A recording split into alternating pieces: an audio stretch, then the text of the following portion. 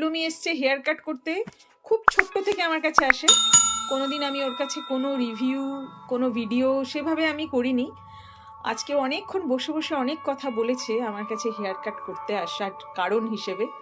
সেটাই আমি ওর কাছে জানতে চাইছি যে বারবার আমার কাছে আসিস কেন। ছোট থেকে একদম তুমি আমার ফার্স্ট আমার মায়ের ফ্রেন্ড, তুমি আমার ভালোটাই করবে। ছোট থেকে তোমার কাছেই কাটছি, কোনো রকম সেটিং ছাড়া, যেহেতু তুমি করো তো আমার সব থেকে ভালো মানে যেটা অরিজিনাল সেটাই। 15 দিন পর থেকে পুরো চুলটা বোঝা যায় 6 মাস অব্দি। সেই জন্য কাটিংটা আমি তোমার কাছেই করি। আর কোনো কিছু মানে ফেস ট্রিট এখনো পর্যন্ত শুরু করিনি, যখন করবো তখন আলাদা কথা, কিন্তু কাটিং এখান থেকে আমি করবো। এটাই হচ্ছে আমি তো কাটিংটা নিয়েই জিজ্ঞাসা করছি। হ্যাঁ ঠিক আছে, এটাই হচ্ছে কারণ।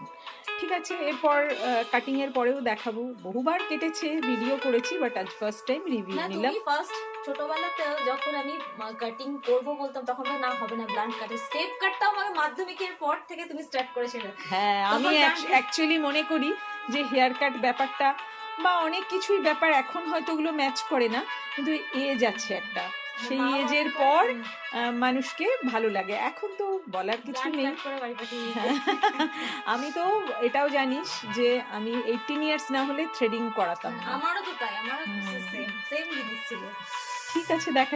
ব্যাকে বাউন্স ওর সবচেয়ে বেশি পছন্দ, এবং without setting normal blow drying করে যেটুকু হয় সেটুকুই রেখেছি। এবার ও দেখে নি ভালো করে, একবারে ভালো করে দেখে নে পুরো। এবার রিমুভ করে দিয়েছি ওর কাটিং শিট।